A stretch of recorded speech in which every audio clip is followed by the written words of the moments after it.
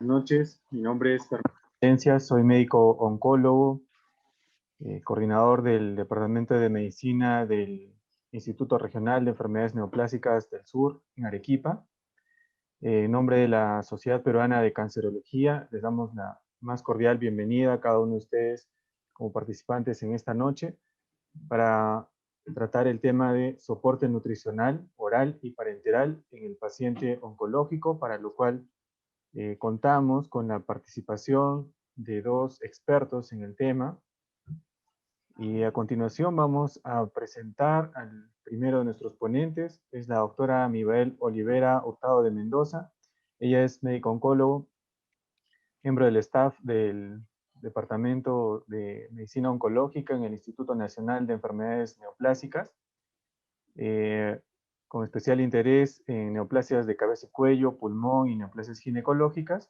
Autor es participante e investigadora de múltiples estudios clínicos. Es miembro de la Sociedad Peruana de Oncología Médica, así como miembro de la Sociedad Peruana de Cancerología,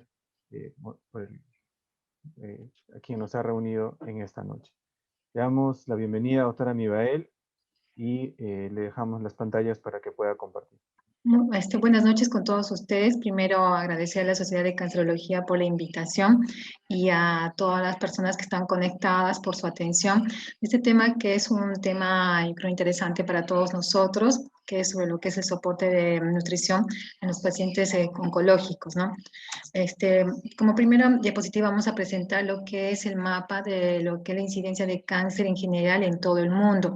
Esto es una representación del Globocan del 2020, la representación de la incidencia de cáncer en general, tanto en la población femenina como masculina y en todas las edades a nivel mundial. O sea, para el año 2020 se estimó una incidencia de cerca de 20 millones de nuevos casos a nivel mundial, y de los cuales 10 millones han muerto, ¿no? Entonces, y la distribución de esta incidencia vamos a ver que varía de país a países, de continente a continente, varía desde unos 100.000 casos, de una tasa de 100 por 100.000 casos a unas 250 por 100.000 casos o por 100.000 personas. Esto, digamos, nosotros para poder tener una idea de lo que estamos, lo que el cáncer es una de las principales causas de mortalidad y morbilidad a nivel mundial. Y el paciente oncológico, bueno, no solamente, digamos, es el paciente que tiene que tener unas buenas respuestas a los tratamientos que ahora tenemos los oncólogos, con la quimioterapia, con la terapia biológica, con las terapias blanco, una mejora en la sobrevida global, pero también en esta sobrevida afecta el estado nutricional del paciente. El paciente es todo un entorno, no solamente el estado nutricional, sino también hasta el estado psicológico. Entonces, digamos, como una pequeña una cosa de introducción para poder hablar de lo que es de nutrición. Hace 20 años, ya la Sociedad de Estudios Clínicos examinaron cerca de 3.000 pacientes de 12 grandes estudios clínicos para poder ver cómo influía el hecho de que el paciente refería que había perdido peso en más del 5% durante el tratamiento. Entonces, se ha visto que cuando se hizo el análisis univariado y multivariado, esta pérdida de peso solamente referida por el paciente tiene una implicancia en la supervivencia que hace que los que más pierden tienen menos supervivencia. Así podemos ver, por ejemplo, en estos dos gráficos, está en relación sobre todo la pérdida de apetito con la sobrevida. En el primer gráfico vamos a ver la relación que es a la disminución de la toma de alimentos. De paciente oncológico, por todos los factores que vamos a ver, van a influir en que pueda tener una ingesta menor de alimentos. Entonces, esto se ha asociado con la supervivencia global, como en el gráfico podemos observar. Entonces, ahí en tres rangos les han puesto a los pacientes cómo es la toma de sus alimentos, si es lo normal, lo menos de lo usual, o es menos de lo usual. Entonces, los pacientes que toman menos alimentos de lo usual, que es la celeste, tienen una menor sobrevida al tiempo largo, hasta 600 días durante su tratamiento, durante todo lo que pasa con el cáncer. Igualmente, cuando se relaciona la pérdida de apetito con la supervivencia o con la sobrevida global, vamos a observar, igual esto se ha clasificado en 4, ¿no? En los cuales no tienen pérdida de apetito, en los que tienen pequeña pérdida de apetito, un poco más de apetito, y los que tienen mucha pérdida de apetito, que son estos de la raya anaranjada, y los cuales van a tener una menor sobrevida en relación a los pacientes que no tienen la pérdida de apetito. Entonces, como podemos observar, esos dos importantes parámetros que es el de tomar los alimentos y la pérdida de apetito influyen en la sobrevida de los pacientes, igual que el tratamiento, las opciones de tratamiento que tienen, todo influye en lo que es la sobrevida del paciente. Entonces, los que tienen menos apetito, los que pierden más el apetito, tienen menor sobrevida. Uno de los parámetros que es, digamos, fácil para poder ver el estado nutricional de los pacientes es que, bueno, ellos que nos puedan referir en cuanto, digamos, sienten ellos que han perdido de peso, que como podemos ver, se ha hecho este estudio en base a esto. Otros parámetros que nos ayudan para poder ver el diagnóstico el nutricional de los pacientes es, podemos utilizar parámetros bioquímicos, en los cuales utilizamos la albúmina sérica, que es el dosaje que hacemos en los controles que hacemos a los pacientes, y podemos hacer incluso un monitoreo de este estado nutricional utilizando las proteínas que tienen una corta vida, como son la prealbúmina o la transferrina. Otros parámetros que podemos utilizar son los antropométricos, que van a indicarnos la pérdida involuntaria de más de 10% en los últimos 3 meses. Aquí tenemos dos parámetros que son la circunferencia del brazo, que es la que se mide con una cinta para ver. Entonces, en los varones tiene que ser más de 23 centímetros y en las mujeres más de 22 centímetros. Esto nos indica el índice de masa de tejido muscular, entonces la circunferencia del brazo. El otro es el grosor del pliegue cutáneo que está sobre el músculo tríceps, que también es un parámetro que nos indica la reserva de grasa, ¿no? Entonces, ahí son los parámetros tanto para el varón como para la mujer. Y luego, finalmente, tenemos un parámetro inmunológico, que es como el recuento de los linfocitos, ¿no? Esto si está disminuido en los pacientes que van a tener un grado de desnutrición en relación a los que los pacientes están completamente nutridos. Entonces, estos parámetros nos ayudan para hacer el diagnóstico de el estado nutricional de los pacientes, que, digamos, podemos hacerlo en el día a día, ¿no? Porque hacemos el control con las albúminas a los pacientes, igualmente los antropométricos, que voy a hacer la medición de lo que es la circunferencia del brazo o del pliegue cutáneo. Entonces, en digamos, contexto, lo que más, digamos, ha afectado a los pacientes con cáncer, lo que se ve más es la caquepsia. Antiguamente esta caquepsia se conocía con el nombre del síndrome de anorexia-caquepsia, porque ambos están relacionados. Entonces, eso es sobre todo lo que vamos a ver sobre la caquepsia, que es por el cáncer. Este es un problema muy común en los pacientes oncológicos. Se han reportado cerca de entre 15 a 40% y 80% sobre todo se presenta en pacientes que tienen enfermedad avanzada. Tiene un gran impacto en la calidad de vida de los pacientes. Es una de las principales causas de mortalidad, cerca de un 22% por los cuales los pacientes mueren por la caquepsia. Y en forma progresiva también va perdiendo el peso independiente del tratamiento. Y no solamente tiene, digamos, una implicancia en la sobrevida de los pacientes, sino también tiene una implicancia en la tolerancia y en la respuesta a las diferentes formas de tratamiento que ahora tenemos para los pacientes, la quimioterapia, la radioterapia, la inmunoterapia, así como también tienen que tener una implicancia en los costos sanitarios, ¿no? Si vemos que son 22% de pacientes que van a morir y la mayoría son enfermedad avanzada, entonces esto implica también costos sanitarios para los pacientes, digamos, para la parte pública, para la sanidad de estos pacientes que van a tener el cuadro de caquepsia. Como dijimos, la caquepsia es un síndrome multiorgánico que va a estar asociado al cáncer, que está caracterizado sobre todo por pérdida de apetito y pérdida de peso, sobre todo pérdida de peso de más del 5% del peso normal que tiene. Además de eso, no solamente va a ser la pérdida de apetito y de peso, sino también va a haber un desgaste de los tejidos, sobre todo va a haber una disminución de la masa muscular y también del tejido adiposo, que va a llevar a que el paciente empeore su calidad de vida y finalmente incluso le lleva a la muerte. ¿No? Hemos visto que hay un 22% de pacientes que van a morir secundario a la caquepsia. Este síndrome va a involucrar muchos órganos y tejidos, sobre todo el hígado, el corazón, la grasa, el tejido muscular, que van a representar casi en conjunto el 40% del peso corporal.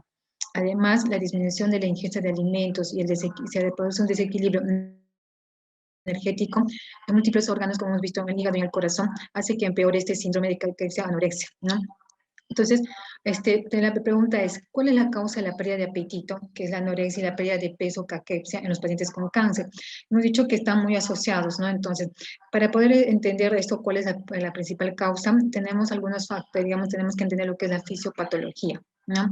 En la fisiopatología del desarrollo, la causa de la anorexia y de la pérdida de apetito y del peso, sobre todo vamos a ver que la principal causa es el cáncer, pero aquí se han visto en la fisiopatología que existen varios factores y también muchas sustancias que van a ser liberadas.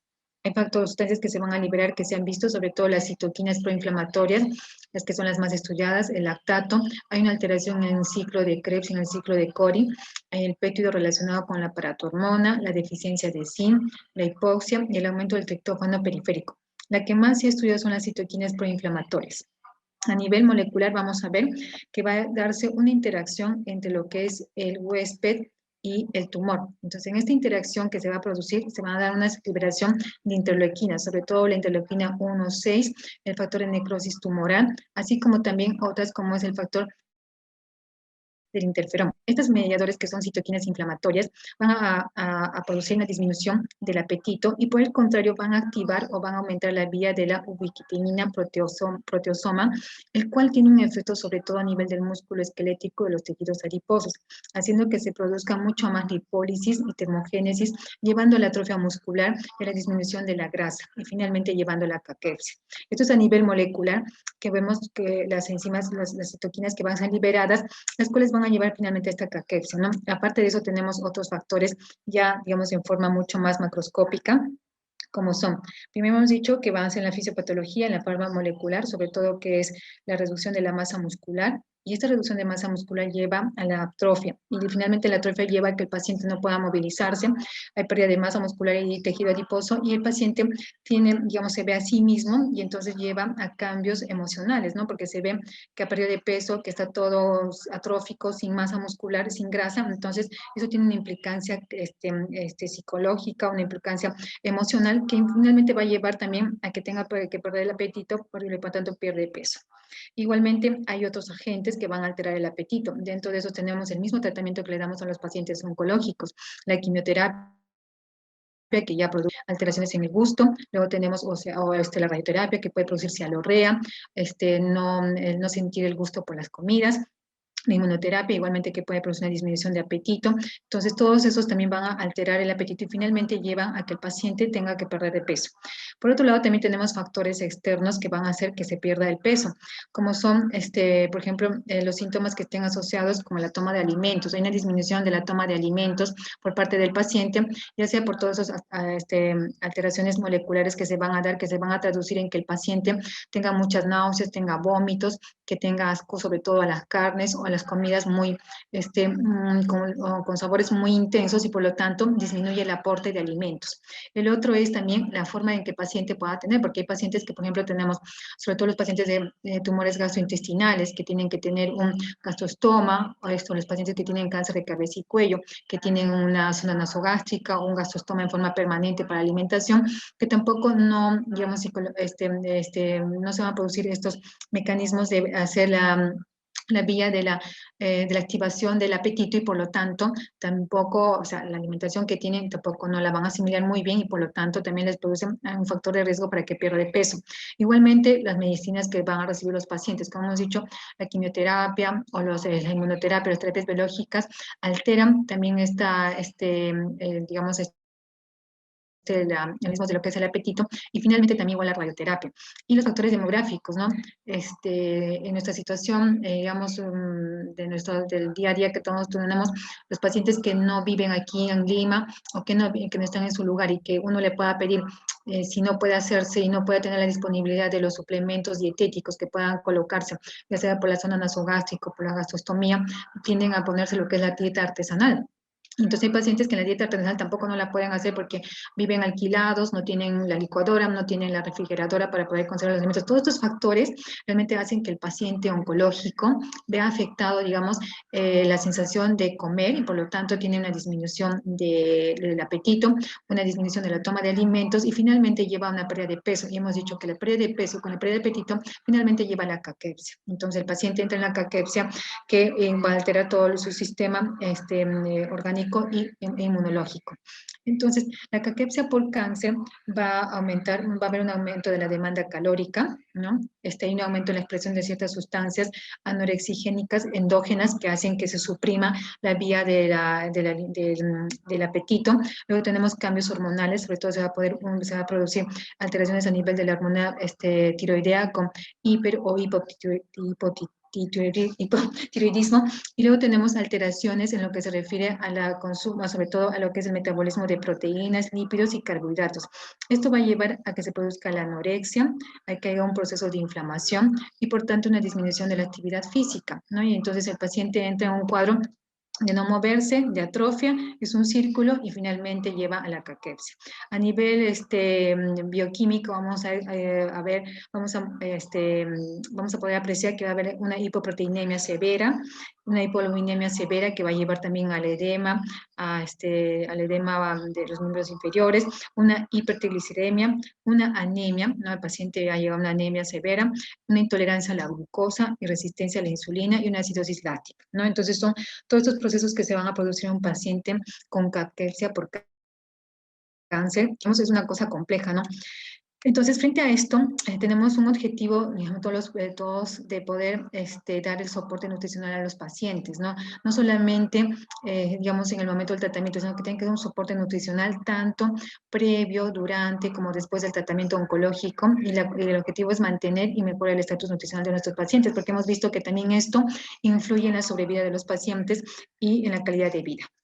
Entonces, estas medidas las medidas digamos que se ponen para poder cumplir con este objetivo, tenemos uno que va a ser la prevención y el tratamiento de la desnutrición relacionada con el cáncer o con la terapia, ¿no? Ahí tenemos las medidas que tenemos que tomar para poder hacer que el paciente ya en el momento de su diagnóstico, tenemos que instruirles, orientarles para que puedan tomar las medidas para poder disminuir este grado de desnutrición en relación sobre todo con los tratamientos que van a recibir, pacientes que van a tener cirugías y a veces tienen que tener largos tiempos esperando para la corrección de una gastrostomía o la sonda nasogástrica.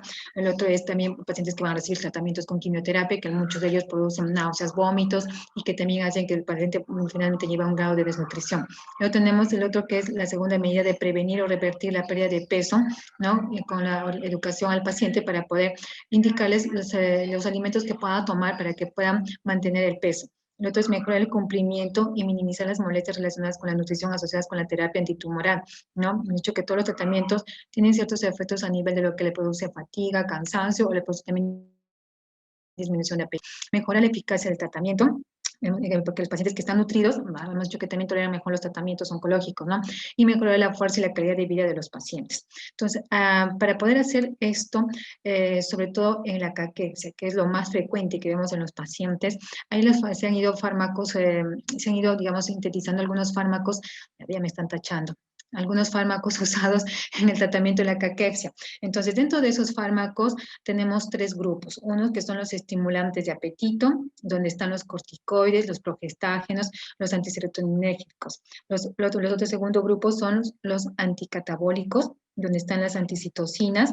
Dentro de ese grupo encontramos a la talidomida, los ácidos grasos omega 3 que vienen en forma de píldoras y que ya se utilizan, la melatonina también que se utiliza, los antiinflamatorios no esteroideos porque se han visto sobre todo los COX que van a inhibir el COX-X2 y que tienen que ver con la inflamación e incluso tienen algún efecto neoplásico, ¿no? Los antimetabolitos, donde estamos la sulfatodirazina, los agonistas adrogénicos. Y luego tenemos el tercer grupo que son los anabólicos. Entonces, en los anabólicos tenemos los cannabinoides, estos que pueden estimular el apetito, los esteroides androgénicos, la testosterona, análogos de testosterona, la hormona de crecimiento, el factor liberador de la hormona de crecimiento. Los más, digamos, que utilizamos en el día a día son los estimulantes de apetito, los cuales vamos a pasar a hablar. Dentro de los estimulantes de apetito hemos dicho que están los corticoides. Los corticoides, sobre todo la dexametasona, se utilizan porque tiene un efecto estimulante de apetito y aumenta la sensación de bienestar, ¿no? Al paciente le aumenta el apetito, come y se ve que está bien y que tiene ganas de hacer incluso cosas porque se siente con fuerza, ¿no? Porque el paciente que tiene anorexia y la pérdida de peso comienza a tener fatiga, cansancio y malestar. Entonces, eso es una alternativa que se utiliza como un estimulante de apetito, pero todavía no, digamos, no hay una norma que te diga cuál es la dosis óptima o a qué paciente, porque hay que tener mucho cuidado y los efectos colaterales que se van a utilizar. Los corticoides son buenos, pero también tienen efectos colaterales. Nosotros usualmente utilizamos en la quimioterapia como antiemético para las náuseas y para los vómitos. Entonces, es una alternativa, pero como le digo, todavía no, digamos, no hay una actriz. El otro son la metoclopramida. La metoclopramida también la podemos utilizar como un estimulante de apetito, sobre todo en los pacientes que tienen retraso de vaciamiento gástrico o gastroparesia, porque este es un procinético y entonces va a aumentar el movimiento intestinal y gástrico y por lo tanto va a estimular el apetito. Se puede dar 10 miligramos antes de las comidas o a la hora de acostarse, ¿no? En un estudio que se hizo en 20 pacientes, 17 que tomaron, reportaron que tenían una mejoría de la anorexia. También se utiliza para las náuseas. Y el otro sí que tenemos que tener cuidado o no usar en aquellos pacientes que tengan trastornos discinéticos, porque con la metoclopramida se van a incrementar digamos, estos síntomas. Entonces, en muchos pacientes preferentemente no utilizar. De hecho, que todos los medicamentos tienen que estar prescritos por un médico y vigilados, ¿no? Tampoco no es que vamos y agarramos y ponemos a todos. Y el otro es el acetato de megestrol, que conocemos que es una hormona sintética, que es de la progesterona. Doctora Olivera, Sí, dime. disculpe, Sí, ¿podrá dejar de compartir su pantalla y ya, volver a compartir? Tal vez así desaparecen esas líneas. ya, ya. Sí, porque no sé quién me está tachando. Yo pensé que nadie tachaba. Sí, ya le escribió a la doctora que está rayando que por favor deje de rayar. Si no, voy a sacar a la persona que esté rayando, por favor. Ya, Gracias. ya, entonces la voy a volver a compartir. ¿Dónde estaba? ¿Dónde estaba? A ver, ahora sí creo que sí se ve. O sea, esa persona es la que hace el jaque. Ahora sí, esta doctora, solo falta darle No, a mí me sale el nombre, así presentación. que ya le escribí. Ya, ahora sí, ¿no? Bueno, entonces estábamos Perfecto, hablando, doctora. ya, entonces estábamos hablando del otro, que es el acetato de megestrol, que es un estimulante de apetito, dentro de ese grupo, es una hormona sintética, progesterona, y esta está usada para, bueno, eso se usa para terapia de cáncer hormonodependiente, sobre todo para el cáncer mama y también cáncer de endometrio, pero también se ha visto que se usa, que tiene su utilidad en estos síntomas de los síndromes de anorexia, caquexia o la caquepsia, que vamos a ver, es un medicamento antiguo, y tiene una aprobación por la FDA para utilizarse como estimulante de apetito en 1993. Ahora, el acetato megestrol produce ganancia de peso, aumento de apetito y mayor sensación de bienestar, que no está relacionado con ningún efecto antitumoral. La proporción de pacientes que respondieron se ha visto que varía y depende de las dosis. Hay un 30% con una dosis estándar y hasta un 96% con dosis que son 10 veces mayor. Eh, este, ¿Cuál es el mecanismo de acción del acetato de megestrol? Cuando hablamos de por qué, digamos, un paciente pierde no, pierde el apetito, hemos visto que hay unos factores a nivel molecular. Entonces, se ha visto que el acetato incrementa los niveles de un neuropéptido, que es el Y26, así como también inhibe los canales de calcio. Esto tiene que ver con vías que tienen con mecanismos metabólicos inflamatorios que se encuentran a nivel del hipotálamo. Entonces, esto cuando se aumentan estos niveles hace que a nivel del hipotálamo se van a revertir y por lo tanto se van a alterar estos mecanismos metabólicos. Asimismo, en vitro se ha visto que reduce la producción de la serotonina y las citoquinas. Y justo hemos dicho que estas citoquinas, la interleuquina 6, la 1 y el factor de necrosis tumoral alfa también se liberan durante el proceso que se da de la caquepsia. Entonces, esta va a inhibir, va a reducir. Y por el contrario, va a aumentar los niveles de la interleuquina 15, una citoquina anabólica para el músculo esquelético. Entonces, es posible que mediante estos efectos que estamos mencionando tenga que ver con la actividad de las citocinas y también pueda promover la diferenciación de los adipocitos. Entonces, es el mecanismo de acción del megestrol. Ahora, esto se ha visto que sobre todo en diferentes tumores sólidos, que los pacientes que hayan perdido más del 10% del peso corporal con una dosis estándar han recuperado su peso, incluso suben hasta 5 libras, que equivale como a 2 kilos y un poco más. El acetato de megestrol fue aprobado por la FDA en 1993 en base a 2 estudios clínicos. Esos 2 estudios clínicos fueron sobre todo, primero en pacientes que tenían el síndrome de anorexia caquepsia, en pacientes que tenían VIH, ¿no? Como les voy a demostrar. Esos son los 2 estudios clínicos. El primer estudio fue se utilizaban las diferentes dosis de acetato de megestrol, de 100, 400, 800, se comparaba frente al placebo.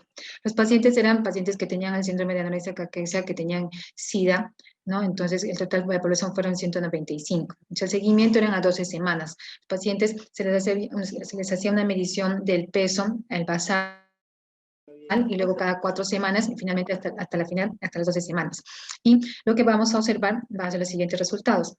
En cuanto a ganancia de peso, la ganancia de peso hasta de 5 libras se ha dado, por ejemplo, es mucho más en los pacientes que tienen más dosis. Por eso que se dice que es dependiente de las dosis, porque los que tienen 100, 45, pero los que tenían más, pues 64% han ganado 5 libras por lo menos, tomando el acetato de megestrol.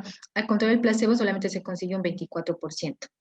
En lo que se refiere al promedio de cuánto han ganado de peso en las 12 semanas, tenemos que igual, a más dosis, más peso, 3.4 kilos con 800 miligramos y 830 gramos con 100 miligramos. Y el pacientes que recibieron placebo, al contrario, disminuyeron casi más de medio kilo. Y la mejora del apetito, que es otro parámetro que se evaluaba, igual, el 89% de los que tenían 800 miligramos mejoraron su apetito y 50% de los del placebo. Entonces, estos resultados han hecho que, bueno, sea aprobada pues para su utilización en este síndrome, ¿no? Aquí tenemos este gráfico, pero ya juntamente con el otro estudio. El otro estudio también que era en pacientes con VIH, es semejante, solamente que utilizaban 800 miligramos frente a placebo. Entonces, aquí en este gráfico representa cómo se ha ido ganando el peso con el tiempo y de acuerdo a las dosis. Entonces, el placebo que tenemos que, bueno, no ha habido mucha ganancia en las 12 semanas, el de 100 miligramos, que vemos que, como he dicho, que ha aumentado, pero el que más aumenta es el de 800 miligramos, ¿no? Entonces, por eso que es dosis dependiente. Entonces, cuanto más dosis, más aumenta de peso.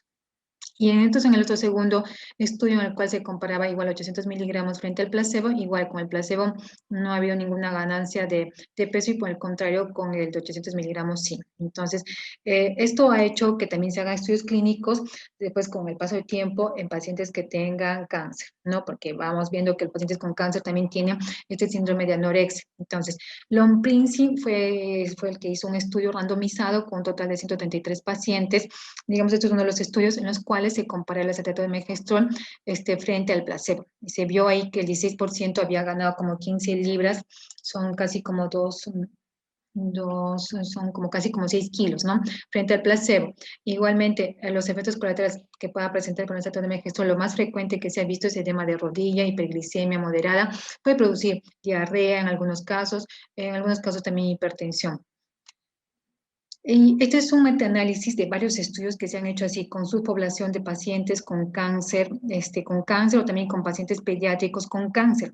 Entonces, aquí, por ejemplo, sobre todo lo que más interesa es la ganancia de peso y la disminución y el aumento del apetito. Entonces, por ejemplo, en este parámetro de ganancia de peso, con todos los estudios clínicos que vamos a observar donde comparan el acetato de megestrol frente al placebo, vamos a ver que es a favor del acetato de megestrol en la ganancia de peso, ¿no? Todos los estudios han demostrado que hay una ganancia de peso. Y luego el otro es en cuanto a lo que se refiere a la mejora de apetito. Igualmente, en los estudios se han visto que son a favor del acetato de megestrol, que hay una mejora del apetito, ¿no? Este es otro metaanálisis donde vamos a ver la comparación de acetato de megestrol frente a placebo, frente a no dar tratamiento o frente con otras drogas como los corticoides o de acuerdo a las dosis, ¿no? Entonces en la población y vemos que en todos hay una ganancia de peso, claro, es mucho más 2.25, 2.45 kilos que hay un incremento de peso con el acetato de megestrol. En la calidad de vida, en algunos estudios, uno que otro muestra una mejora de calidad de vida, pero no hay ninguna diferencia frente al placebo. En eventos adversos tampoco no ha tenido muchos eventos adversos, no tiene una tasa de 1.05, 1.46, y en la muerte que tampoco no hay ninguna diferencia que el paciente se haya muerto por el problema de utilizar el acetato de megestrol. Entonces, esto ha hecho que podamos ver que el acetato de megestrol ha demostrado que aumenta el peso y aumenta también el apetito en los pacientes con anorexia, sobre todo, ¿no? Que es digamos, el blanco de esta exposición. Entonces, actualmente se utiliza también el acetato de megestrol en pacientes oncológicos. Como vemos, eso tiene que ser prescrito por un médico y hacer un seguimiento, ¿no? Porque tampoco no es dar y dar por ahí, no. Entonces tenemos que podemos dar con 160 miligramos, que es la dosis mínima, o llegar hasta 800 miligramos. Entonces, como para terminar, conclusiones, tenemos que la caquepsia es un problema común con impacto en la calidad de vida y sobrevida de los pacientes oncológicos, ¿no? Hemos visto con los gráficos que el paciente que tiene menos peso, que pierde peso y que pierde el apetito, tiene menor sobrevida. Y luego, el objetivo terápico, digamos, es dar el soporte nutricional a los pacientes, es sobre todo mantener y mejorar el estatus nutricional de los pacientes para que puedan tolerar mejor los tratamientos y tener también mejor sobrevida.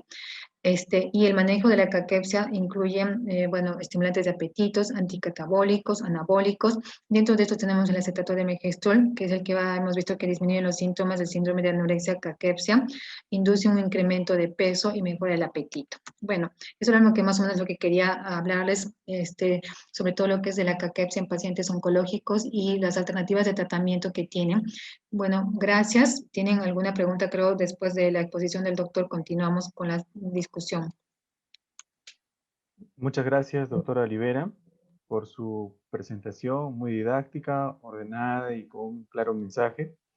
A continuación vamos a dar pase a un video de nuestro sponsor. Si tenemos preparado el video, por favor ya lo podemos ir poniendo en la pantalla. Mientras tanto, les recordamos que a cada uno de los participantes que pueden hacer llegar sus preguntas a través del chat aquí en la sala de Zoom. Muy bien, agradecemos a Arpesac, nuestro sponsor, para esta charla. Y a continuación vamos a presentar al doctor César Rodríguez Félix. Él es médico intensivista, es jefe de la unidad de terapia metabólica nutricional farmacológica del Instituto Nacional de Enfermedades Neoplásicas.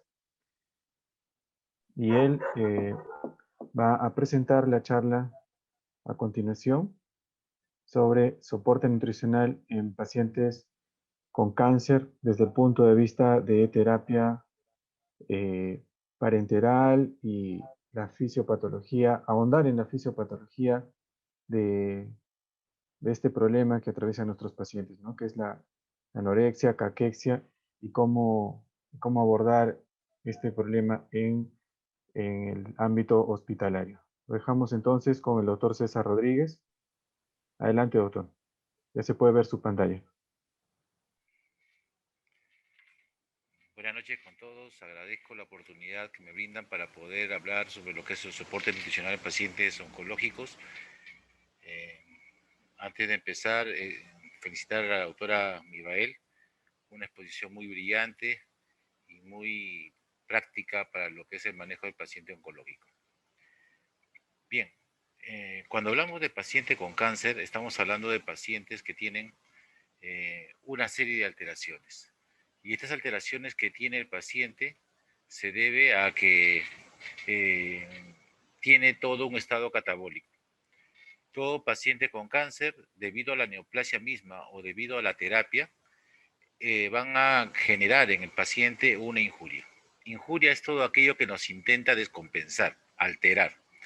Y ante una injuria llega lo que es una inflamación. La inflamación es la respuesta que se va a dar ante la injuria. Y ante la inflamación, que va a depender del grado de la injuria, la intensidad, va a presentarse un cambio metabólico. Este cambio metabólico va a generar un estado de destrucción.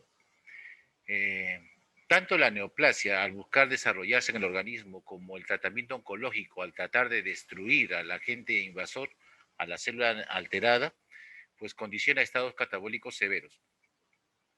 Cuando hay catabolismo, entonces es una condición metabólica especial, en el cual yo no puedo formar fácilmente moléculas, no puedo generar tejidos, y al contrario, lo que se va a presentar es una suerte de destrucción de las reservas que yo tengo. Entonces, quien destruye, y si tiene una condición premórbida o una condición ya alterada por el cáncer, la terapia oncológica termina por deteriorarlo más probablemente al paciente. Entonces tenemos que saber cómo modular ese estado metabólico para poderlo ayudar. Y cuando hablamos de catabolismo, esto concierne lo que es hipoproteinemia. ¿Por qué? Porque el organismo entiende que necesita energía para poder llevar a cabo al paciente a mejoría. Entonces lo que va a hacer es destruir a las reservas proteicas. Dicho sea de paso, no existe reserva proteica porque las proteínas se encuentran formando estructuras y cumpliendo funciones. Por tanto, cuando uno pierde proteínas, necesariamente altera la función celular. Cuando yo más proteínas pierdo, más disfunción celular tengo y esto finalmente me lleva a la disfunción multiorgánica y muerte. Por tanto, el gráfico que tengo al lado, en el cual mostramos pacientes con monitores, ventilación mecánica, con la ayuda de inotropos, no es infrecuente en un centro oncológico. Es bastante frecuente debido a que él tiene un estado de injuria alta con una respuesta inflamatoria marcada. En los pacientes oncológicos vamos a encontrar que existe el tumor va a generar una serie de cambios a nivel del hipotálamo. Va a alterar el nivel de neuropéptido I. Recuerden que el neuropéptido I se relaciona a lo que es apetito. Entonces, al verse disminuido, entonces va a generar una suerte de anorexia, hiporexia, a pesar de que el organismo requiere energía para poder hacer frente en este estrés. Aparte, todo tratamiento oncológico necesariamente conlleva catabolismo. Una quimioterapia busca destruir células neoplásicas y en ese fin también destruye células que no son en sí neoplásicas, pero tienen capacidad de reproducción alta. Entonces, justo pagan por pecadores y el paciente entra en una mayor inflamación. La radioterapia, la cirugía, también conllevan a un estado de hiporexia por las citoquinas inflamatorias que se van a liberar. ¿Qué citoquinas inflamatorias se van a formar en el paciente oncológico? Se van a formar la interleuquina 1, la interleuquina 6 y el factor necrosis tumoral alfa. De ellas, las que se usa en forma frecuente para medir el estado de catabolismo es la interleuquina 6 y el factor necrosis tumoral alfa. Pero ¿cuál es la peor? La peor es el factor necrosis tumoral alfa justamente porque es la más tóxica, la que más disfunción celular genera y lleva a la disfunción. Por otro lado, esta lucha en el organismo que se da entre el sistema inmunológico y las células neoplásicas conlleva también a generar toda una cascada inflamatoria que aumenta la anorexia. Entonces, cuando tenemos nosotros anorexia, significa que el paciente disminuyó el apetito, no está cubriendo sus requerimientos y necesariamente disminuye lo que es nuestras reservas de macronutrientes y micronutrientes. El paciente catabólico tiene una suerte de desbalance en su consumo porque no come lo que debe comer y aparte, como estoy en hiporexia continua, el paciente pierde reservas de macronutrientes y micronutrientes. ¿Qué significa la fatiga? Significa pérdida de masa muscular. ¿Por qué tanto nos fijamos en el músculo? ¿Es el único lugar donde existe proteínas? No, pero es el lugar donde podemos nosotros evidenciarlo más fácilmente. ¿Qué hay en el músculo? En las fibras musculares hay actina miosina que vienen a ser proteínas, las cuales en forma normal constituyen el 80-90% del citoplasma de la fibra muscular. En los pacientes desnutridos, esta cantidad de actina miosina se comienza a deteriorar y comienza a perderse. De 90 pasa a 80, 70, 60, 50, 40. Quiere decir que un paciente oncológico puede tener fibras musculares en cantidad tal vez normal, pero con cantidad de fibras musculares contráctiles disminuido, lo cual nos está diciendo que está perdiendo proteínas. La pregunta es, ¿y por qué pierdo proteínas? Porque el paciente está destruyéndolas para formar otro tipo de moléculas que son necesarias para mantener el estrés. Paciente que no tiene masa muscular, paciente que tiene fatiga, se cansa, paciente que no tiene proteínas, necesariamente lleva disfunción celular. Llevemos ahora esto a un plano inmunológico. El sistema de defensa, tanto innato como el tardío, van a verse alterados y por tanto el paciente se va a comportar como si fuera un paciente inmunocomprometido. Aparte de todas las alteraciones que van a haber a nivel de función hepática, renal. Entonces, existe una suerte de disfunción celular en general y por otro lado, lo que nosotros evidenciamos es una pérdida de proteínas para convertir proteínas de fase aguda, para convertirlo a glucosa, como vamos a ver más adelante, y como también se mencionó, va a haber una lipólisis. Pero ¿por qué hay lipólisis? Porque el paciente está en un estado de estrés. Al encontrarse el paciente en un estado de estrés, entonces no hay insulina y además hay resistencia a la insulina. Por estos dos motivos, no tengo glucosa para poder funcionar las células. Como no tengo glucosa, lo que me queda es usar la grasa como fuente energética en forma rápida. Por eso se explica la acidosis que se va a presentar en el paciente catabólico, por la cetoacidosis, por el metabolismo de los lípidos y por otra parte, porque la glucosa que es usada como fuente energética, además tiene un uso inadecuado porque ni siquiera llega a hacer respiración aeróbica, sino solamente hace respiración anaeróbica con generación de ácido láctico.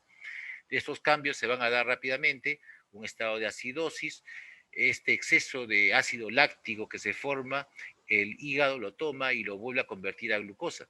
La pregunta es, ¿cuánto gasto yo de energía para convertir un ácido láctico en glucosa? Gasto 4 ATP para obtener otra glucosa que solamente me va a dar 2 ATP de energía. Entonces, es una suerte de un déficit, de una pérdida de energía que lleva al paciente finalmente a la desnutrición. Y aquí el concepto claro, ¿qué significa desnutrición? Desnutrición en sí es pérdida de proteínas, principalmente. Y la pérdida de proteínas conlleva a la muerte. Cuando más pérdida de proteínas yo tenga, más riesgo de disfunción celular, disfunción multiorgánica y muerte va a tener nuestro paciente. Entonces, ¿es importante el estado nutricional? Sí. Y es importante también definir si el paciente está anabólico o está catabólico para saberlo manejar en forma adecuada. Entonces, el paciente oncológico es en sí un centro de batalla en el cual la neoplasia trata de desarrollarse a través de él, usando sus sustratos para desarrollar estas células alteradas. Y por otro lado, el sistema inmunológico también trata de hacerle el frente. Entonces, ¿quién es el centro de combate? Viene a ser el mismo organismo. Entonces, el paciente en sí, el paciente oncológico va a tener un estado de catabolismo. ¿Qué es lo que se ve en el paciente oncológico? Que los pacientes cuando están en etapa diagnóstica pueden tener una incidencia de desnutrición que va a 15 a 40%, pero en el curso de la enfermedad va a llegar a 40 a 80%. Lo que más vemos nosotros es que llegan próximamente al 80% de desnutrición y sobre todo en aquellas patologías neoplásicas que comprometen el tubo digestivo de alguna manera, sea por un tumor sólido, sea por un tumor hematológico, pero si lo compromete al tubo digestivo, entonces esto conlleva a gran desnutrición. Y esa desnutrición se ve que está relacionada a lo que es estado catabólico. Entonces, en el paciente confluyen varios problemas. Uno es el catabolismo generado por las citoquinas inflamatorias generadas por las células neoplásicas y por las células de defensa de nuestro mismo cuerpo. Por otro lado, si el tubo digestivo está comprometido, esto acentúa más la desnutrición y si a este paciente que ya está desnutrido y además está catabólico le damos un tratamiento antineoplásico, entonces esto puede conllevar a mayor compromiso general, disfunción mayor y posibilidad de muerte. Entonces, ¿qué debemos hacer? Debemos entender al paciente, primero reconocerlo, qué paciente está en riesgo de desnutrición. A esto se llama tamizaje. ¿Qué es tamizaje? Tamizaje es poder en forma rápida nosotros saber si el paciente tiene factores de riesgo para desnutrición y catabolismo.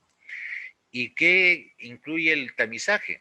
¿Qué tamizajes tenemos para hacer? Existen muchos tamizajes, pero de lo que uno sí debe acordarse, si es que no se acuerda uno en especial, como yo que no me acuerdo, porque la memoria en sí es un poco traicionera, es recordar que hay variación de peso y variación de ingesta. Todo paciente que tiene variación de peso, variación de ingesta, entonces podemos nosotros decir que este paciente tiene riesgo de desnutrición y debería ser evaluado por una unidad de soporte para evaluar su estado nutricional y para evaluar la posibilidad de darle un manejo nutricional metabólico. Porque si no, lo que va a pasar es de que muy probablemente se va a complicar en el tratamiento oncológico que reciba. Entonces, debemos valorar al paciente en su contexto, en el estado nutricional y en estado metabólico. Y cuando se evalúa al paciente en todo este contexto, se debe tomar en cuenta la enfermedad oncológica que ustedes los oncólogos indican. El paciente está en una etapa de diagnóstico inicial, está en un tratamiento, está en tratamiento y control, o está en un estado paliativo. Eso para nosotros es importante para brindar un soporte. Todo paciente que está en etapa de diagnóstico, tratamiento y control deben recibir todo el soporte que es necesario para que ustedes puedan cumplir su tratamiento oncológico. Entonces, si el paciente necesita nutrición enteral o parenteral, pues se le va a brindar. Y si necesita el paciente una ayuda para mejorar el estado metabólico, también se le va a hacer. Hay que ver si el paciente tiene disfunción de órganos. ¿Por qué? porque a veces el paciente puede tener una falla respiratoria, está en ventilador mecánico, está con inotropos, tiene una falla cardiovascular, el paciente no orina lo adecuado, tiene elevación creatinina urea, está con una disfunción renal, el paciente tiene hipoglicemia o puede estar haciendo bilirrubinas altas, patrón colestático, tiene una difusión hepática.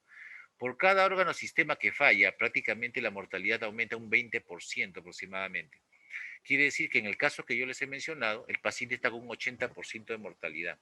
Entonces hay que saber reconocer también, aparte de la enfermedad oncológica, a pesar de que pueda ser recuperable o no, cuál es el grado de disfunción de órganos que maneja el paciente para saber cuál es el pronóstico que va a tener. También tenemos que tomar en cuenta la edad, porque las personas que son jóvenes puede ser que respondan mucho mejor que las personas que son pintamos canas como yo. ¿Por qué? Las personas que pintamos canas puede ser que tenga una frecuencia cardíaca de 70, una presión de 120-60, una temperatura de 37, una frecuencia respiratoria de 20. Pero yo no me voy a comparar con el doctor Fernando Valencia, que a pesar de tener capaz las mismas funciones vitales, ante un estrés él va a responder mucho mejor que yo, porque mi reserva funcional está disminuida.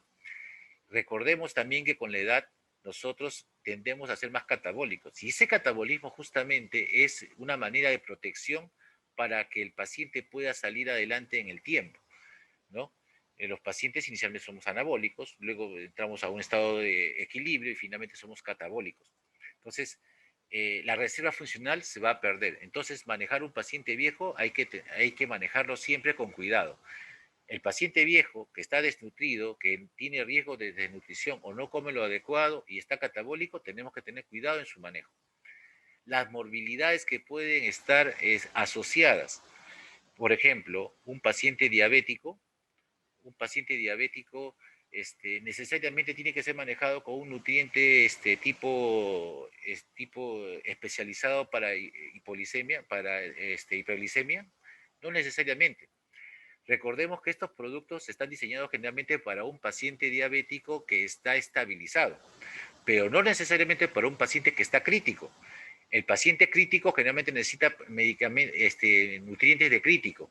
Y los nutrientes de crítico, ¿por qué se caracterizan? Porque tienen aporte calórico bajo, tienen, tienen una osmolaridad baja y tienen, por ejemplo, son hiperproteicos. Entonces, esas son las condiciones que debe ser manejar un producto para que pueda ser usado en un paciente crítico. Que tal vez saliendo del cuadro ya le podemos dar un nutriente especializado, sí. Y entonces ahí viene lo que es ver la mejor opción de manejo para el paciente. El estado nutricional previo del paciente también debemos valorarlo, cómo está, cómo nos viene para poderlo manejar. Si es un paciente adelgazado o con disminución de peso, tenemos que darle el manejo con el peso que tiene en el momento. Si es un paciente obeso, hay que manejarlo con un peso ajustado. Pero en todo caso, el manejo siempre va a ser, si está catabólico, darle 20 a 25 calorías por kilo. Y para iniciar, no necesariamente vamos a llegar a eso, porque a veces es imposible, porque como dijo la doctora Olivera, puede estar que tenga hiporexia, puede ser que tenga trastornos digestivos, que no le permite alimentarse bien. Entonces, cuando uno empieza a darle un aporte nutricional a estos pacientes, en la parte inicial, en las primeras 72 horas, nuestra meta debe ser de 15 a 20 calorías por kilo, hiperproteico. Después de los 3 días, ya puedo tratar de llegar a 20 a 25, que es el requerimiento para un paciente catabólico. Y si el paciente en algún momento llega al anabolismo, pues le vamos a 30 a 35. Entonces, no es cierto que al paciente oncológico hay que darle más calorías, no. ¿Por qué le damos bajas calorías? Porque está catabólico. Catabólico quiere decir que solamente destruye, no está formando. Entonces debo evitar que siga destruyendo lo que usa. ¿Qué pasa si yo a un paciente catabólico le doy un aporte nutricional mayor? Digamos, no le doy 20 a 25, sino le doy 40 a 45. Lo que va a pasar es que el exceso de calorías que le voy a dar lo va a usar en el catabolismo que está presentando el paciente. O sea, va a aumentar el estado inflamatorio. Por tanto, es contraproducente.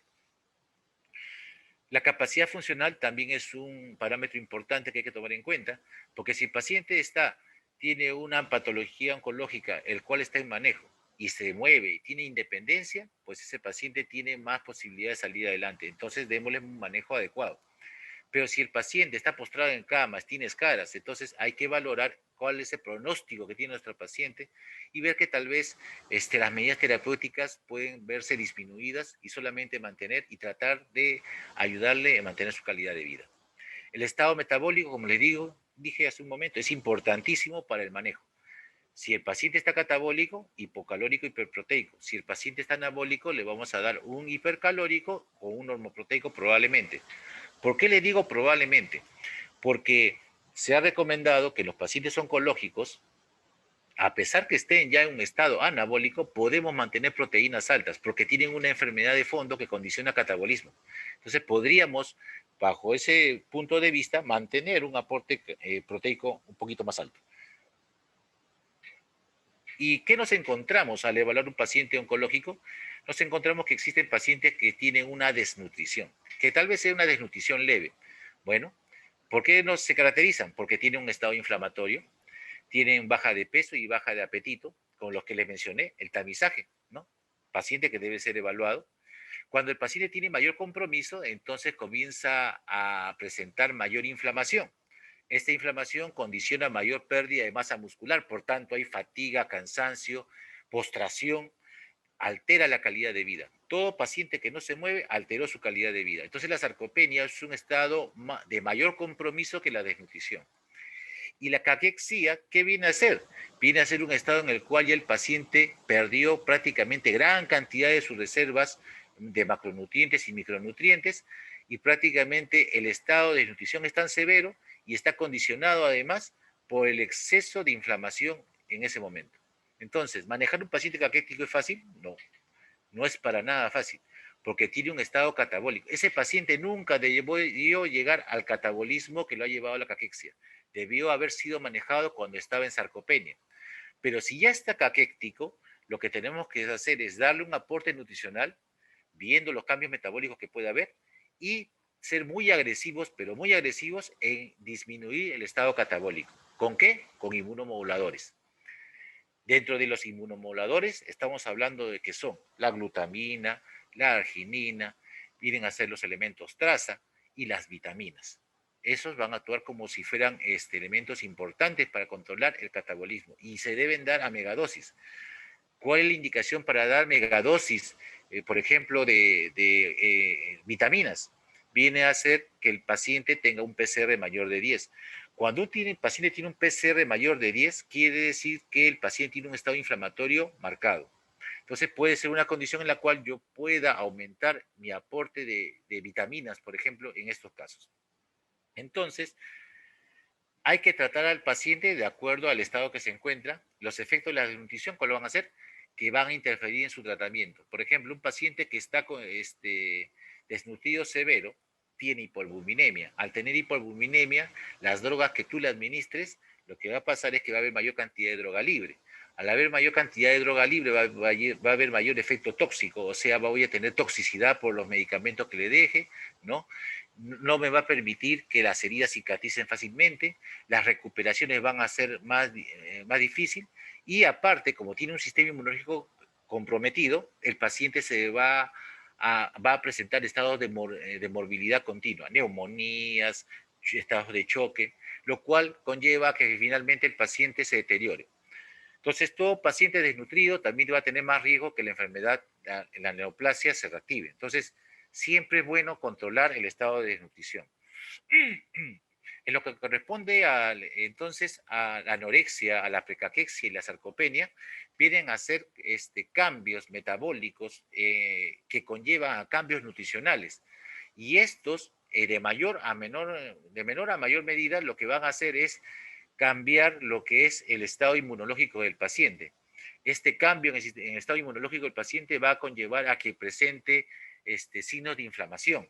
Y estos signos de inflamación necesariamente van a generar hiporexia, a pesar de que el paciente necesita requerimientos nutricionales, va a generar alteraciones en lo que es el sueño, la fatiga, lo cual va a conllevar a su deterioro mayor de su estado. Recordemos que todo paciente que tiene un estado de inflamación, por ejemplo, aquí tenemos un paciente que tiene un estado inflamatorio, aquí puede ser que el paciente haya tenido una neumonía, aquí recibió la quimioterapia, aquí fue operado, Aquí el paciente le dan una radioterapia. Por cada proceso que el paciente pasa, cada injuria que el paciente pasa, el paciente va a hacer una inflamación, que es la respuesta que esperada. Pero fíjense que la respuesta esperada de inflamación, funcionalmente las células pueden aumentar, pero funcionalmente se van deteriorando. ¿Esto por qué? Porque hay catabolismo. ¿Por qué? Porque el catabolismo condiciona hipoproteinemia y esto prácticamente puedo tener una cantidad de leucocitos aparentemente normales, pero funcionalmente no lo van a hacer. Entonces, ¿cuál es el problema? Que si el paciente tiene un cuadro de catabolismo continuo y este no lo controlo, si yo no controlo la desnutrición, entonces va a conllevar a deterioro mayor. Otro dato más interesante es que el paciente que está catabólico va a generar una alteración del sistema nervioso autónomo. Nosotros sabemos que tenemos sistema simpático y parasimpático. ¿Por qué es tan difícil alimentar a un paciente crítico? ¿Por qué es tan difícil manejar un paciente con cáncer? ¿Por qué el paciente nos hace diarrea, se distiende la barriga cuando le damos un nutriente que aparentemente no le debe generar problemas? Lo que pasa es de que en el estado de estrés se activa el sistema simpático. Y el sistema simpático lo que hace con el tubo digestivo es lo siguiente: aumenta la secreción gástrica, por eso que hay mayor incidencia de gastritis, duodenitis. Pero nosotros, ¿qué hacemos ante ese hecho?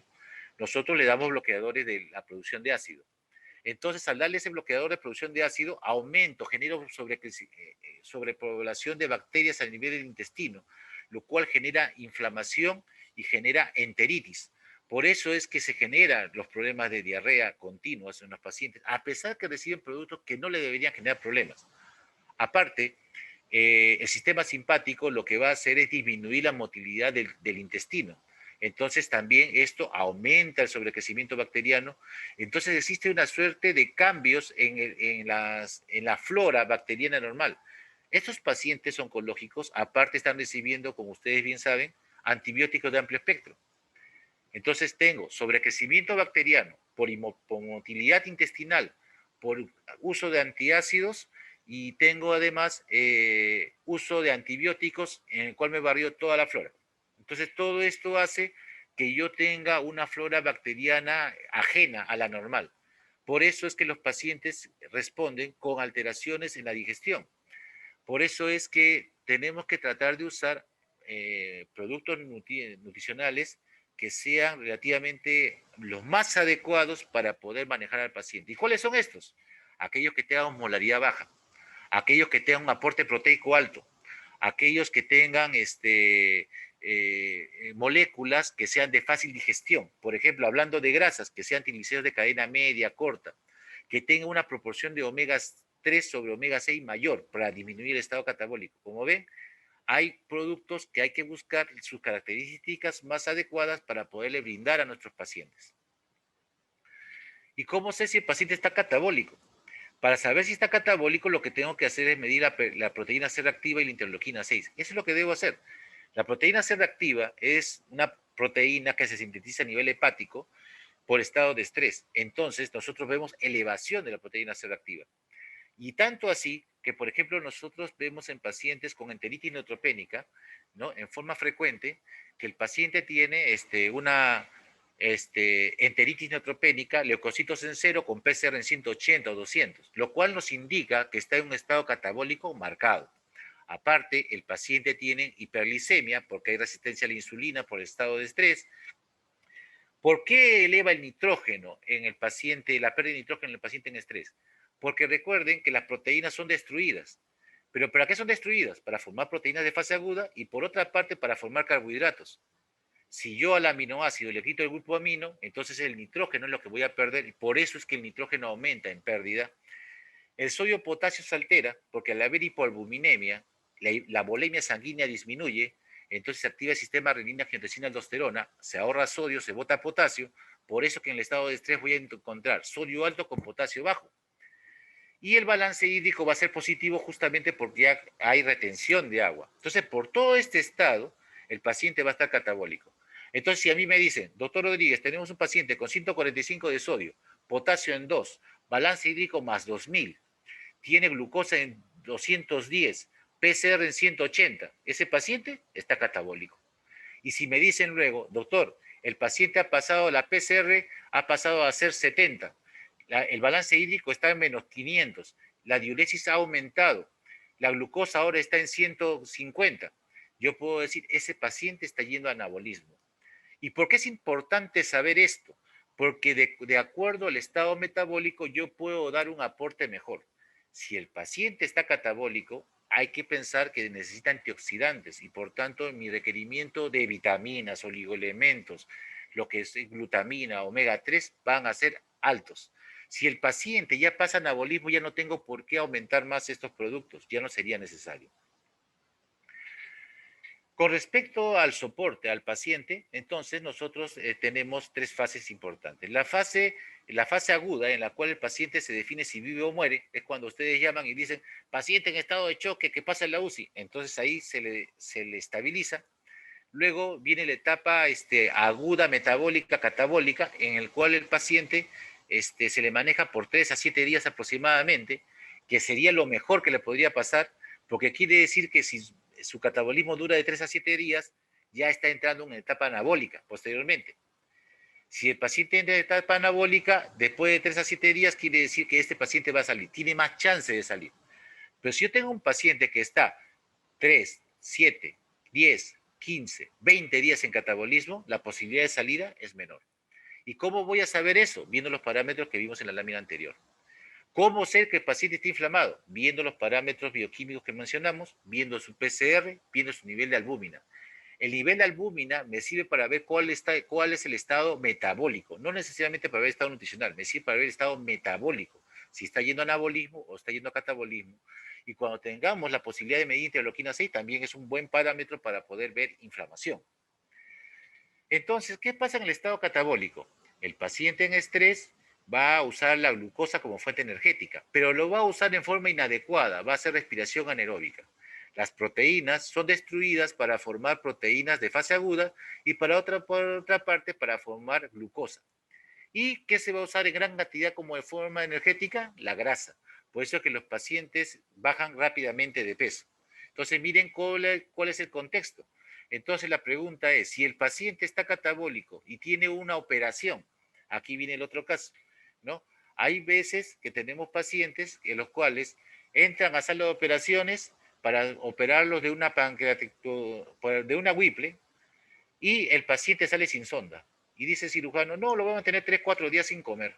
No hay problema, que le den nutrición parenteral, ¿sí? Entonces, ese paciente está mucho tiempo en ayuno prolongado. El ayuno prolongado genera mayor catabolismo. Entonces, ¿cómo quieres que las heridas cicatricen? No va a poder hacerlo. Cuando hay catabolismo, no hay posibilidad de reparar tejido. Y eso debemos entenderlo. Porque si no entendemos la fisiología, entonces vamos a caer en el problema de que, uy, no, este paciente tuvo mala suerte, entonces no mejoró su herida por mala suerte. No es mala suerte. El hecho está que tú no supiste disminuir la inflamación en ese paciente. Y disminuir la inflamación consiste en darle nutrición temprana y ayudarlo con inmunomoduladores en el mejor de los casos. Y miren lo que pasa cuando hablamos de anabolismo. Anabolismo, el intestino, cuando hay un anabolismo, el tubo digestivo funciona. Y la dieta, los alimentos se absorben a nivel intestinal y pasan al hígado. El hígado forma un pool de aminoácidos y del pool de aminoácidos, ¿a dónde lo envía? A los músculos y a los tejidos para que puedan generar síntesis de estructuras celulares. Cuando existe catabolismo, el intestino ya no es la principal fuente de irrigación, por tanto no funciona. ¿Y qué hacemos con el pool de aminoácidos? El pool de aminoácidos en el estado catabólico, fíjese bien, van al hígado para formar reactantes de fase aguda.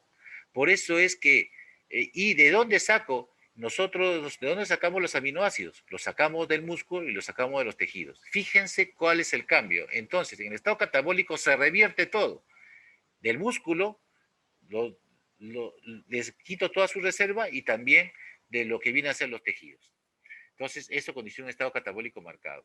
Entonces, ¿qué es lo que se recomienda? En precaquexia, en caquexia, usar manejo nutricional y manejar lo que son antiinflamatorios, o sea, en otras palabras, inmunomoduladores. Es lo ideal para contrarrestar el estado catabólico.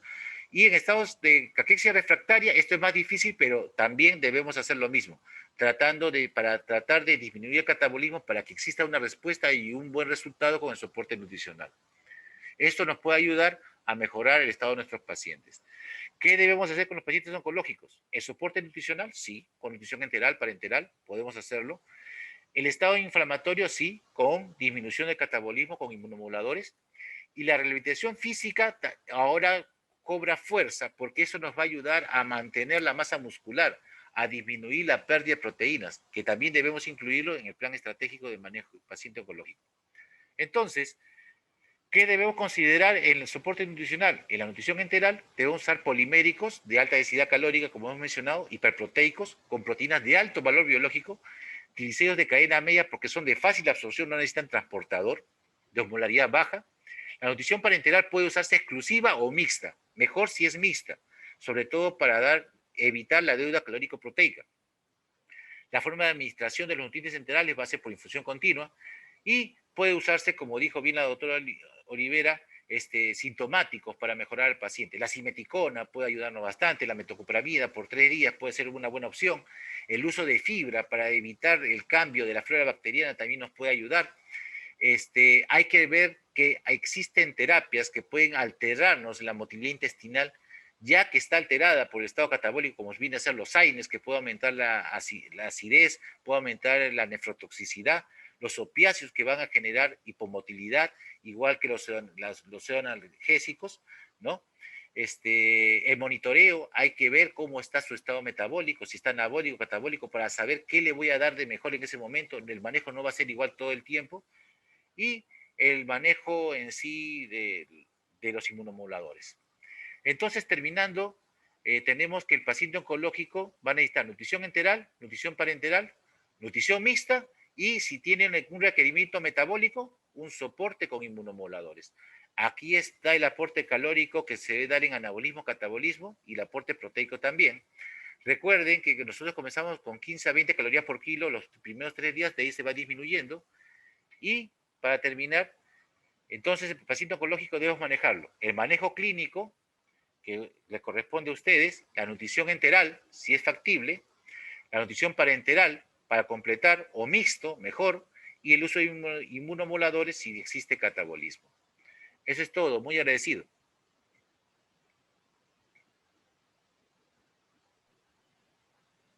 Muchas gracias, doctor Rodríguez. En verdad, muy didáctica su presentación.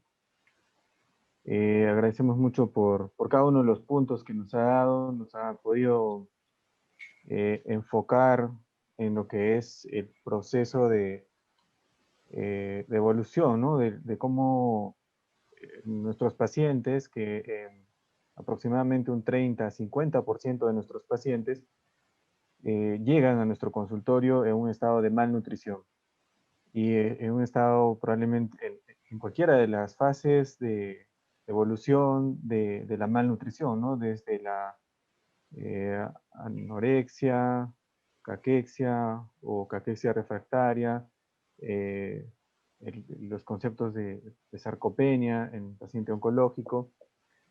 En verdad ha sido de mucho aprendizaje su presentación.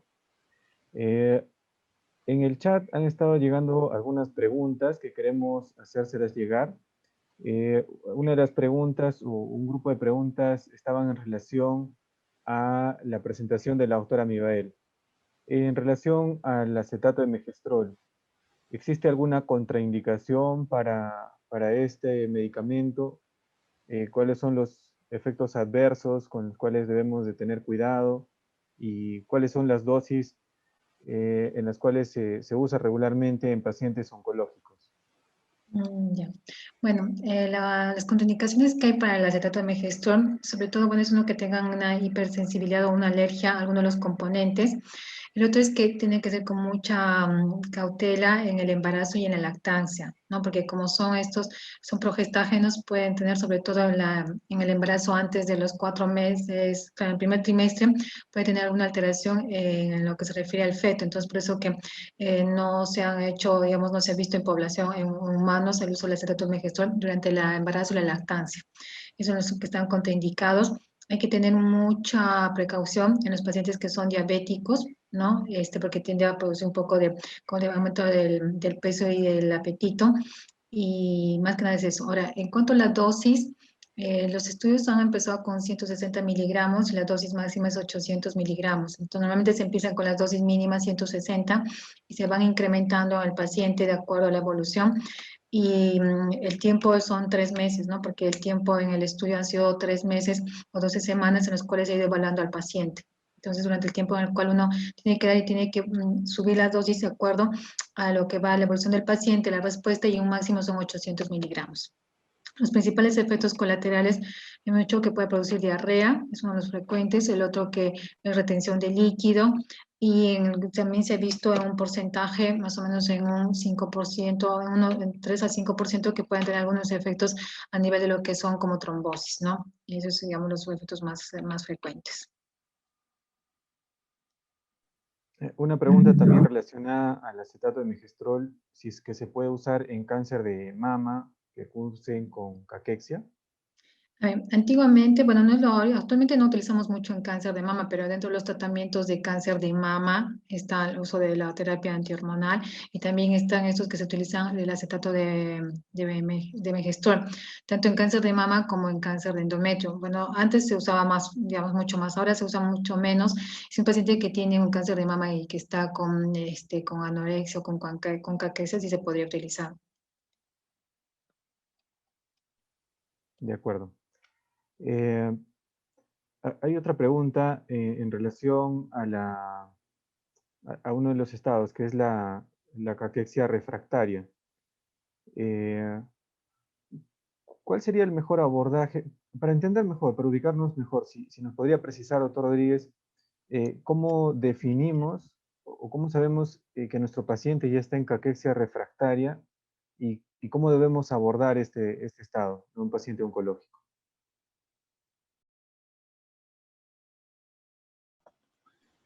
Bien, caquexia refractaria es el estado en el cual el paciente no responde ya al tratamiento establecido. Recuerda que cuando el paciente comienza a perder masa muscular y ya entra a un estado de consumo marcado, este consumo marcado va asociado a lo que es un estado catabólico severo. Entonces, ese es el sacar un paciente que ya tiene un estado catabólico severo es muy difícil, ¿no? Por eso es que existen estas tres etapas, la desnutrición, el estado sarcopénico y la caquexia refractaria, paciente que no responde con facilidad, porque tiene un estado catabólico muy marcado. Entonces, no hay manera de manejarlo si es que tú no usas inmunomoduladores. Tu respuesta va a ser pobre. Por ejemplo, en los pacientes que tienen estados de catabólicos, podemos usar vitaminas hidrosolubles a dosis altas. Lo que se refiere es que podemos usar hasta 100 veces el RDA en vitaminas hidrosolubles y 10 veces el RDA en vitaminas liposolubles. Fíjate cuál es la cantidad que uno debe darle para que trate de disminuir el estado catabólico, aparte de darle, por ejemplo, el omega 3, que puede ayudar a disminuir el estado catabólico. El omega 3 lo que hace es disminuir la formación de prostaglandinas muy inflamatorias, entonces disminuye la inflamación en general. El uso de glutamina nos puede ayudar a disminuir lo que es formar mayor glutatión peroxidasa, que es el principal antioxidante a nivel de célula. Entonces, tienes que darle tú un cóctel de medicamentos para poderle ayudar a disminuir el catabolismo. Esa es la idea. Muchas gracias, doctor. Una pregunta para ambos, ¿no? Nos gustaría saber el punto de vista del oncólogo clínico y del médico especialista en soporte nutricional. Sabemos que muchos de nuestros pacientes vienen en un estado de malnutrición, un porcentaje importante. ¿Cómo, como clínicos, que somos quien ve primero al paciente, cómo podemos identificar qué paciente debe ir inmediatamente a la unidad de soporte nutricional? Debemos enviar a todos los pacientes. ¿Qué parámetros objetivos podemos evaluar en nuestra primera consulta para tener una idea o un diagnóstico del estado nutricional del paciente?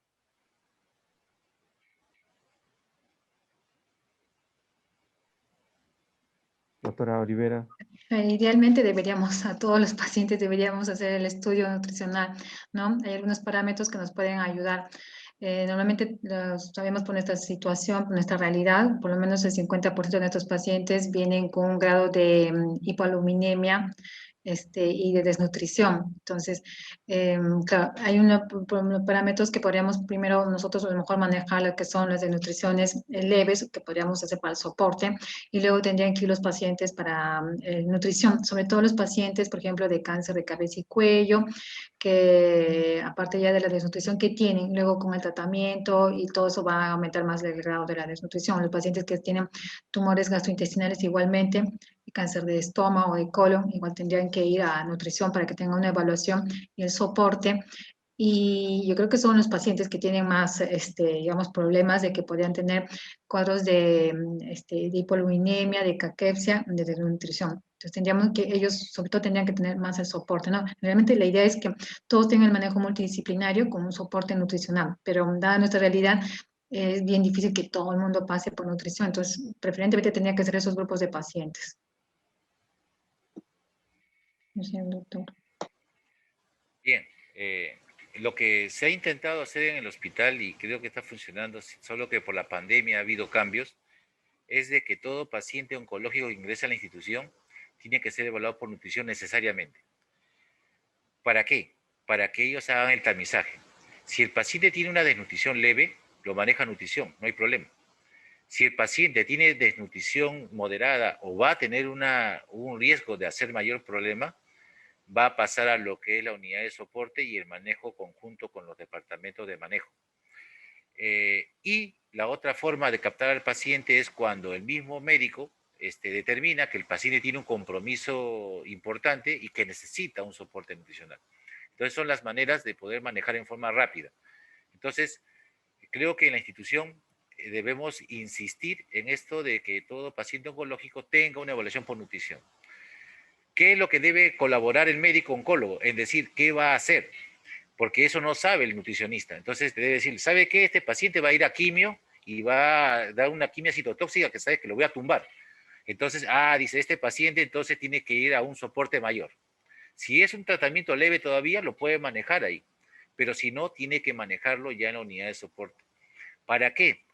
Porque sabemos nosotros que todo tratamiento nutricional en paciente oncológico, cuando se da de manera preventiva, es mucho mejor que cuando se presenta la complicación. De acuerdo, doctor. Siempre como oncólogos debemos estar un paso adelante, ¿no? Antes de que se presenten las complicaciones. Hay otra pregunta y me gustaría complementarla también desde el punto de vista del oncólogo, ¿no? Si consideramos o si se considera la hipoproteinemia o hipoalbuminemia como un factor de riesgo para decidir el inicio de quimioterapia. A esto yo agregaría, y de repente ahí el doctor Rodríguez nos puede apoyar en la respuesta, si para evaluar el nivel de catabolismo proteico es solamente la albúmina, también o en el contexto de no solo el catabolismo, sino la sarcopenia, un estado de sarcopenia que puede estar relacionado al catabolismo de las proteínas. Podemos usar otros parámetros como, por ejemplo, la masa muscular, que en algunas veces, o hay algunos scores que se utilizan a través de imágenes, por ejemplo, donde se puede medir el volumen del músculo a nivel de L3. No sé si empezamos por la doctora Olivera en relación a los criterios o a los filtros que se usan en oncología para decidir el tratamiento. Bueno, para decir el tratamiento tenemos varios parámetros, ¿no? El status performance, primero lo que se refiere al estado nutricional, nosotros nos guiamos por el examen que tenemos si el paciente está con anemia o no, que tiene sus diferentes causas, porque depende también de la enfermedad oncológica, ¿no? El paciente que esté sangrando. Y luego tenemos también lo que se refiere a las proteínas, ¿no? La albúmina, porque ya se han visto varios estudios clínicos que han hecho, sobre todo en pacientes con cáncer de colon, cáncer gástrico, que tienen una hipoalbuminemia, que no han tenido una buena respuesta al tratamiento y tampoco una sobrevida. Entonces, la albúmina es importante porque, como dijo el doctor, los medicamentos se van a unir y si hay menos albúmina, hay más medicina que va a estar circulando por el cuerpo y por lo tanto hay mayor toxicidad. Entonces, nosotros nos guiamos bastante importante lo que es el hemograma, el perfil hepático para ver lo que son las proteínas, otras consideraciones clínicas que son estas performances. No hacemos lo que, bueno, y el peso del paciente, ¿no? El peso, la talla, la superficie corporal, que son los que nos van a determinar, digamos, para poder ver el paciente en la situación si es no tributario para un tratamiento con quimioterapia.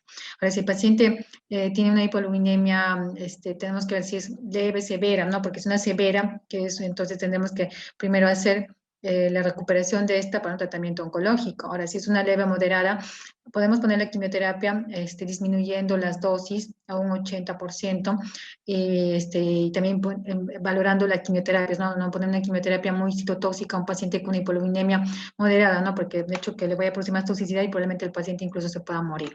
Entonces, hay que ver primero el contexto de la droga, ¿no? Que no sea una quimioterapia muy citotóxica. Después de eso, el otro, que el paciente, el status performance, la situación de la anemia, el perfil hepático, la albuminemia y el soporte que tenga, ¿no? Del entorno para poder ayudarle. Pero los pacientes que tienen más severo, esos pacientes todavía tenemos que hacer la evaluación, tener un poco más de soporte y para poder poner el tratamiento con quimioterapia. No sé si el doctor tenga algo más que pueda acotar. Bien, entonces, en todo paciente oncológico, la albúmina es un factor importante. Pero ¿por qué la albúmina cae? Porque tiene un estado catabólico generalmente. Y esto lo deberíamos ver nosotros con lo que es medición de interleuquina 6 y factor de necrosis tumoral alfa. ¿Lo tenemos? No. Pero hay otro parámetro que sí tenemos en el hospital, que es la proteína C reactiva. Entonces, la proteína C reactiva que está elevada con albúmina baja, ya me está indicando a mí un catabolismo con un estado de, un catabolismo en un paciente con hipoalbuminemia que nos está indicando desnutrición. Entonces, ¿qué deberíamos hacer para mejorar nuestra atención? Continuar con su nivel de albúmina y agregar lo que es la evaluación de la PCR para ver el estado catabólico. Como les mencioné, nosotros vemos con mucha frecuencia en enteritis, prácticamente un 90%, leucocitos, pacientes con leucocitos en cero, que están con PCR volando por encima de 180. Recuerden que la PCR debe estar de 0,5, o sea que esté en 180 es bastante alto, o sea el estado catabólico es marcado. Entonces, yo pienso que todo paciente oncológico, si tiene hipoalbuminemia y tiene catabolismo, ya debe ser tributario de recibir un soporte nutricional, ¿no?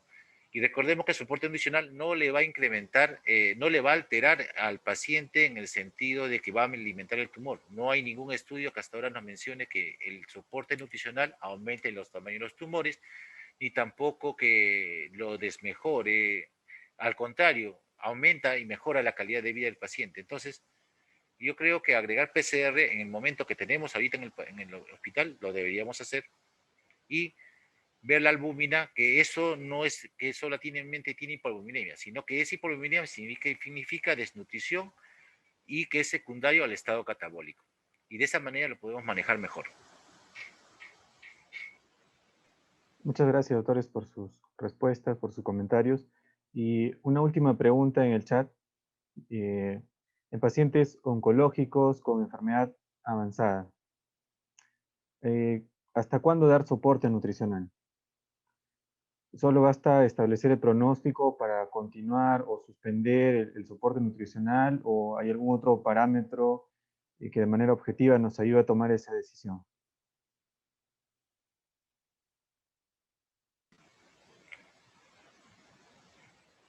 Bueno,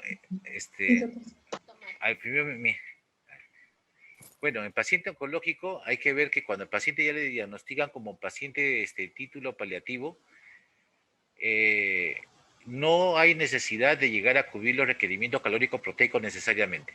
Primero, que hay tres cosas que mantener un paciente oncológico paliativo. Primero es la hidratación, manejo del dolor y la nutrición si es factible. Pero la nutrición no tengo que cubrir necesariamente cubrir sus requerimientos calóricos proteicos, ¿no? Salvo que sea un paciente paliativo, pero que esté moviéndose, que pueda levantarse, irse a la ducha, bañarse, asearse, comer. Entonces, en ese paciente trataremos de mantener el aporte nutricional para mantener la calidad de vida. Lo que va a importar aquí es lo que es calidad de vida, ¿no? Si el paciente está postrado en cama, no necesariamente tengo que cubrir requerimientos, no tengo la obligación.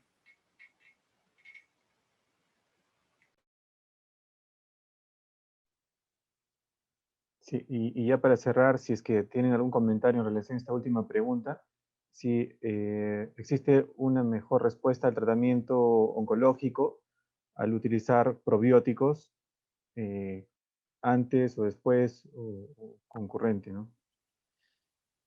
Yo creo que no hay no he visto ningún estudio que diga que el uso de los probióticos pueda aumentar la respuesta a la radioterapia. Lo importante con los tratamientos que son con radioterapia sola o con quimioradioterapia es que el paciente pueda seguir manteniendo la alimentación, el soporte nutricional, que siga tomando alimentos, ¿no? Entonces, a veces, por los efectos colaterales durante el tratamiento, es difícil esto, entonces lo que, digamos, se opta ahora es el paciente cuando va a empezar ese tratamiento, colocarle zona nasogástrica para que pueda resistir durante el tratamiento, para así poder tener la seguridad de poder mantener el consumo de alimentos, o si no, hacer una gastrostomía, ¿no? Lo ideal sería hacer una gastrostomía durante el tratamiento con quimioradioterapia para que pueda tener el aporte de la alimentación, y esa yo creo que es la mejor forma de que podamos conseguir que no se suspenda la radioterapia por la mucositis, o tampoco la quimioterapia, y tener buenas respuestas, ¿no? Pero el soporte con probióticos no ha demostrado que sea mejor. Tiene razón, Mijael, o sea, no hay estudio que probiótico mejore. Recordemos que existe un equilibrio tan frágil en ello, y el problema principal en los pacientes oncológicos es de que tienen cambios en la flora bacteriana, y estos cambios es por a veces la cobertura antibiótica amplia que se da, porque el intestino no se mueve, ¿no? Entonces, va a haber diferentes circunstancias. No, usar probiótico va a depender mucho del tipo de paciente oncológico. Tal vez usar probiótico en un paciente que está estable, sí, puede ser, evaluando su estado, ¿no? No todos los pacientes son iguales. Sobre todo con los pacientes con quimio, hay que tener miedo. Así es. Bueno, doctores, en verdad ha sido muy, muy enriquecedora esta charla. Agradecerles nuevamente por los aportes que suman a través de sus presentaciones a la Sociedad Peruana de Cancerología y a través de la sociedad a cada una de las personas que han asistido a este evento. Queremos saludar también a todos los participantes que se conectan desde las diferentes regiones de nuestro país, personas o médicos, personal de salud del IREN Norte, del IREN Sur, del IREN Centro. Agradecer a cada uno de ustedes por su participación, por su asistencia en esta reunión. También queremos invitarlos a que puedan seguir participando de las actividades organizadas por la Sociedad Peruana de Cancerología en aras de mejorar nuestra capacitación y en aras de ofrecer educación médica continua a cada uno de sus miembros y a cada uno del personal de salud que atiende o que participa en la atención integral de los pacientes con cáncer en nuestro país. Gracias nuevamente. Agradecemos a la doctora Mibel Olivera, al doctor César Rodríguez, y felicitamos por cada una de sus presentaciones. Muchas gracias a todos ustedes. Buenas noches. Gracias. Gracias, gracias.